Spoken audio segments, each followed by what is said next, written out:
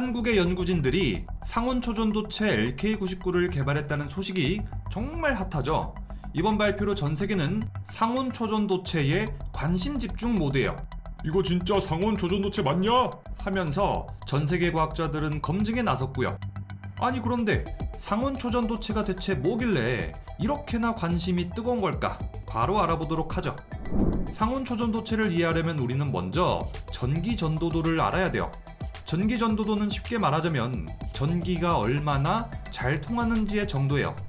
전기가 잘 통하지 않는 물질은 부도체, 전기가 잘 통하는 물질은 도체입니다.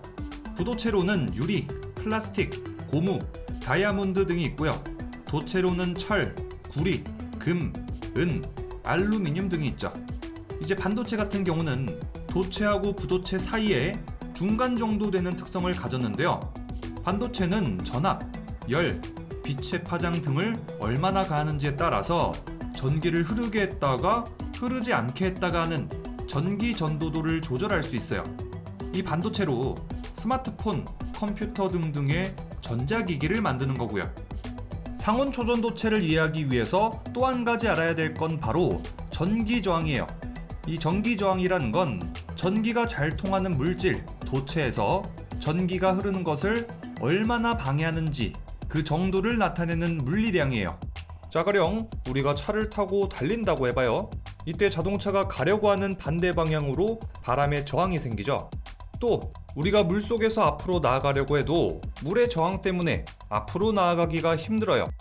자, 이처럼 물체가 이동할 때 그 반대 방향으로 그 이동을 방해하는 힘이 생기는데 이것을 바로 저항이라고 합니다. 이것은 전기의 이동도 마찬가지예요. 전기가 A에서 B까지 이동할 때는 저항이 생기고 그 저항만큼 열이 생겨나게 되죠. 우리가 사용하는 컴퓨터나 냉장고, TV 등등의 가전제품에서 이제 열이 나가지고 뜨거운 이유가 바로 이 전기 흐름의 저항 때문이에요. 이 저항은 전력 효율을 떨어뜨리는 요소 중에 하나예요. 자, 가령 A에서 B까지 100만큼의 전기를 보냈는데 B에 도착한 전기의 양은 70이 되는 거야. 도착하지 못한 30만큼은 A에서 B까지 가는 동안 저항을 받아서 열의 형태로 날아가는 거지. 그런데 반대로 전기저항만큼 열이 생겨난다는 현상을 역이용한 제품도 있어요. 헤어드라이기, 토스터기, 히터 같은 열을 발생시키는 물건들이죠. 아니 리비앙이 형, 생각해보니까 좀 이상하다. 자동차 탈 때나 수영할 때 저항이 있는 건 이해가 되는데 전기가 흐르는 것에도 저항이 있어? 전기는 그냥 흐르는 거 아니야? 그리고 저항만큼 열이 생긴다는 것도 이해가 안 되네. 자, 우리 부영이들 손바닥을 맞대고 한번 비벼보세요. 계속해서 비비다 보면 손바닥이 뜨거워지잖아요. 자, 이것은 손바닥이 앞뒤로 이동하려고 하는데 손바닥의 마찰력 때문에 저항이 생기고 그 저항만큼 열이 생기기 때문에 손바닥이 뜨거워지는 거예요. 자, 이것처럼 전기 저항이 생겨서 열이 발생하는 것도 비슷한 원리예요. 전기가 구리선을 통해서 A에서 B까지 이동하는 모습을 보죠. 이 구리선 속에는 아무것도 없는 게 아니라 구리 원자가 있어요.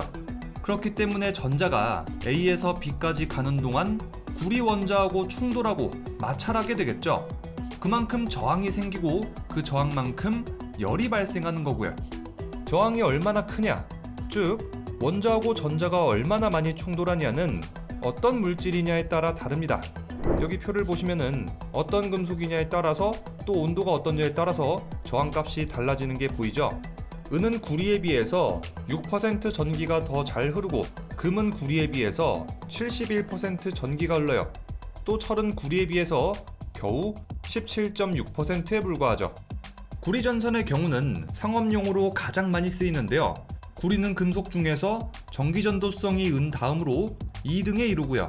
상대적으로 저렴하다는 특징도 있어요. 싸고 전기도 아주 잘 통하니까 안 쓸 이유가 없겠죠. 저항값에 영향을 미치는 또 한 가지 요인은 온도예요. 대부분의 금속 도체는 온도가 올라갈수록 저항값이 커지는데 온도가 오르면 금속 도체 내부의 분자 운동이 활발해지고 이 분자들이 전기 흐름을 방해하기 때문이죠. 또 저항값은 도선의 길이, 굵기에 따라서도 영향을 줍니다. 도선의 길이가 2배가 되면 저항은 2배가 되고 도선의 굵기가 2배 굵어지면 저항은 2배 줄어들죠. 이건 마치 고속도로하고 똑같아요. 중간중간 원자들이 있는 고속도로가 있다고 하면은 전자들이 이동하면서 이 원자들하고 충돌하겠죠. 그런데 도로 길이가 2배가 되면 원자를 만나서 충돌할 확률도 2배 느는 거예요. 즉 전기 저항이 2배 늘어나는 거죠. 또 전자가 지나다니는 2차선의 도로가 있는데 이거를 2배로 4차선으로 확장시킨다면 도선의 굵기를 2배로 늘린다면 도로는 훨씬 쾌적해지고 전기 흐름도 원활해지겠죠. 자, 그렇다면 초전도체라는 건 뭘까요? 초전도체라는 건 전기 저항이 없고 발열로 인한 에너지 손실이 없는 물질입니다. 자, 여기 초전도체 언옵테늄으로 만든 도선이 있다고 해봐요. 100만큼의 전기가 A에서 출발했다고 하면 B까지 고스란히 100만큼 전부 다 가는 거예요. 에너지 손실이 거의 제로에 가까우니까 그야말로 에너지 혁명이죠. 초전도체가 되기 위해서는 한 가지 조건이 더 있어요.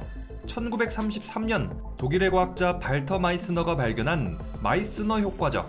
마이스너 효과라는 건 주위에 자석이 있을 경우에는 자석에서 나오는 자기장을 100% 밀쳐내는 완전 반자성을 갖습니다. 자력을 완전히 반대해서 자석 위에서는 둥둥 떠다니는 거죠. 자, 그렇다면 상온 초전도체란 뭘까요? 상온 초전도체라는 건 0도 이상에서도 초전도 현상을 보이고 마이스너 효과를 일으키는 물질이에요. 이 모든 조건을 만족해야만 상온 초전도체죠. 만약에 초전도 현상만 있고 마이스너 효과가 없다면 완전도체 혹은 바일금속이라고 합니다. 또 만약에 마이스너 효과하고 초전도 현상은 모두 보이는데 상온에서 작동하지 않는다? 그것은 그냥 초전도체인 거예요. 자, 이제 우리 부영이들은 상온 초전도체가 뭔지 대충 다 이해한 거예요. 영화 아바타에서 나오는 아주 독특한 지형 할렐루야 산이 도대체 어떻게 판도라 행성 하늘 위에 둥둥 떠 있을 수 있는 건지 그 과학적인 원리를 다 아시겠죠? Grace explained it to me. Some kind of maglev effect, because unobtainium is a superconductor, or something. 이 할렐루야 산은 상온 초전도체 언옵테늄으로 이루어졌다는 설정이기 때문에 산이 둥둥 떠다니는 것도 가능합니다. 자, 아까 전에 초전도체는 모든 종류의 자기장을 밀쳐내는 마이스너 효과가 생긴다고 했죠. 그 힘으로 공중에 떠 있을 수 있는 거고요. 초전도체 위에다가 자석을 올리면 자석이 공중에 붕붕 뜨는 현상, 자석 위에다가 초전도체를 올려서 자기 부상 열차를 만드는 원리, 그리고 할렐루야 산이 공중에 떠 있는 것까지 다 같은 원리인 거예요. 조금 더 자세히 알아볼까요? 자, 여기 판도라가 있어요.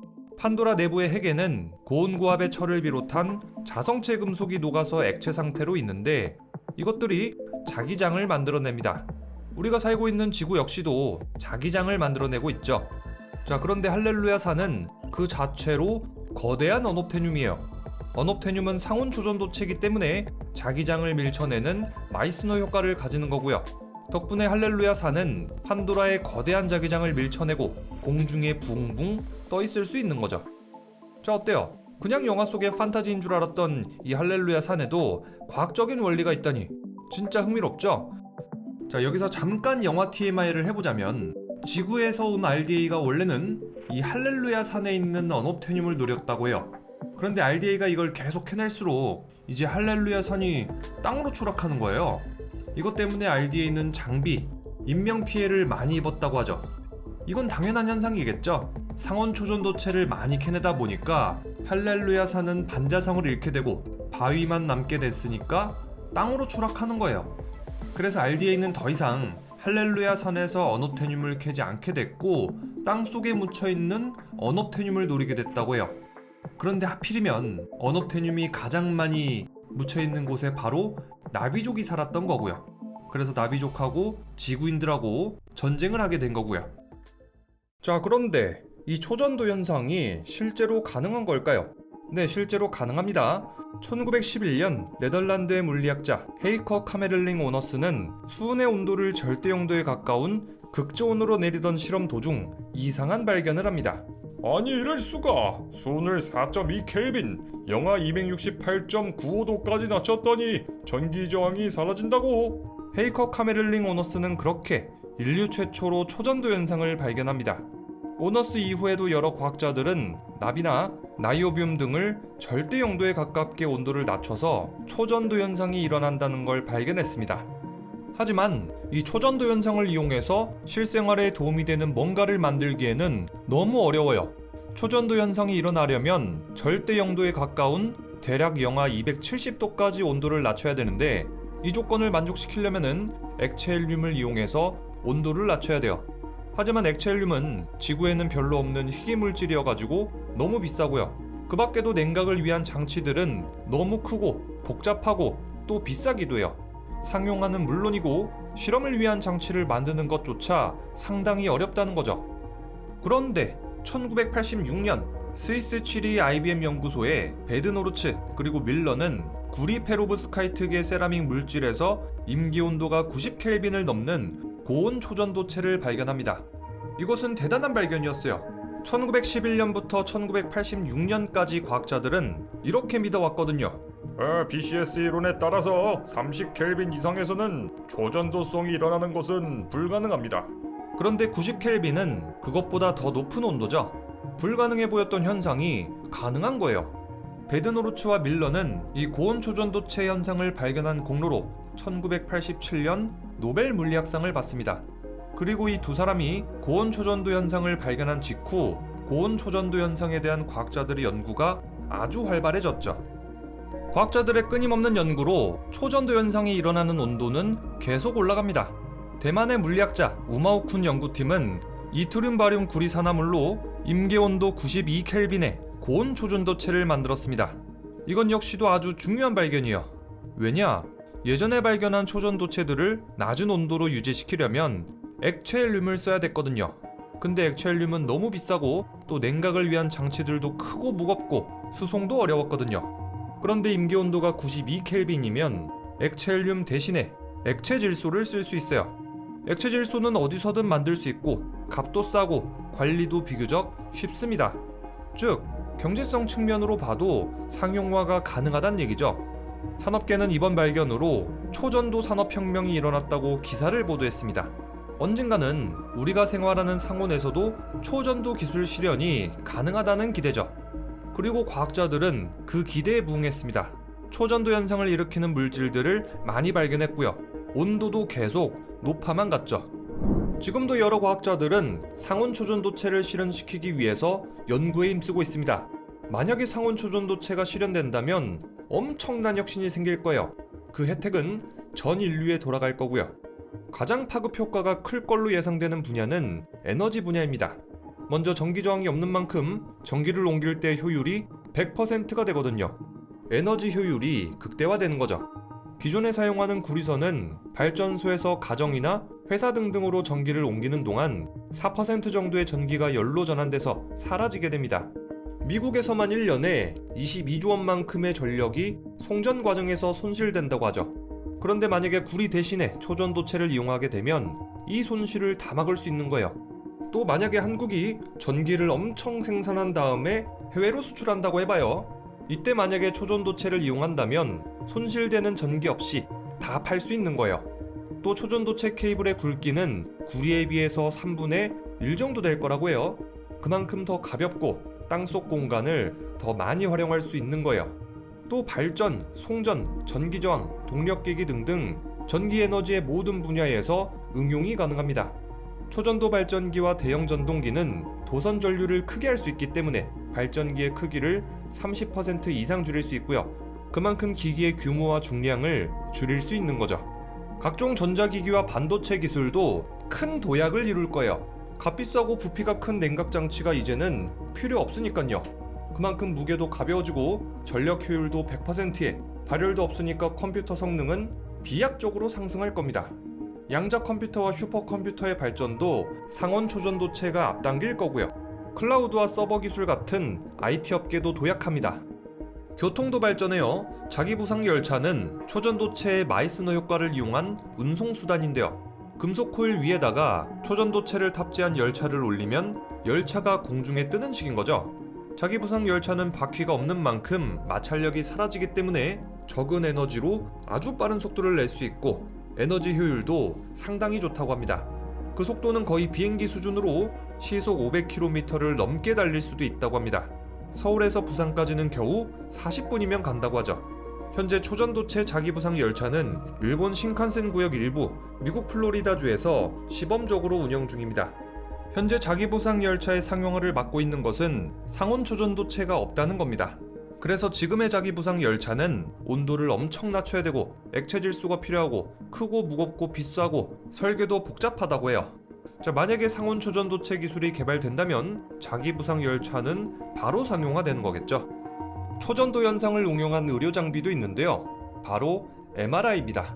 상온 초전도체가 상용화된다면 이런 의료 장비의 비용도 크게 낮아진다고 합니다. 상온 초전도체가 개발된다면 인류의 에너지 걱정은 끝날지도 몰라요. 이 상온 초전도체가 핵융합 발전의 상용화를 10년 이상 단축하게 될 거거든요. 다음 영상에서는 상온 초전도체가 개발된다면 우리 미래가 구체적으로 어떻게 변할지에 대해서 다뤄보도록 하겠습니다.